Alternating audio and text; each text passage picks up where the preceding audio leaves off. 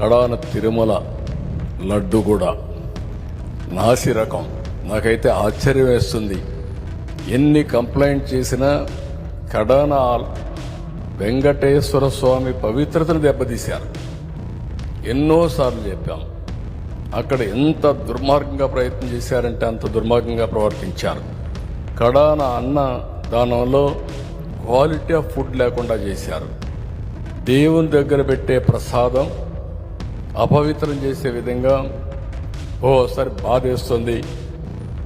నాసి రకమైన ఇంగ్రీడియంట్సే కాకుండా ఎనిమల్ ఫ్యాట్ కూడా వాడారని. ఏది గీకు బదులు ఈరోజు స్వచ్ఛమైన గీ తెమన్నాం, ప్రక్షాళన చేయమన్నాం. నాణ్యత పెరిగింది, ఇంకా కూడా నాణ్యత పెంచుతాం. అల్టిమేట్గా వెంకటేశ్వర స్వామి మన రాష్ట్రంలో ఉండడం మనందరి అదృష్టం. ప్రపంచం అంతా మన దగ్గరికి వచ్చే పరిస్థితికి వచ్చారు. అలాంటప్పుడు వెంకటేశ్వర స్వామి పవిత్రతను కాపాడుకోవాల్సిన బాధ్యత మనందరిపైన ఉంది. ఇది కూడా చేస్తామని చెప్పి కూడా నేను మీకు తెలియజేస్తున్నా.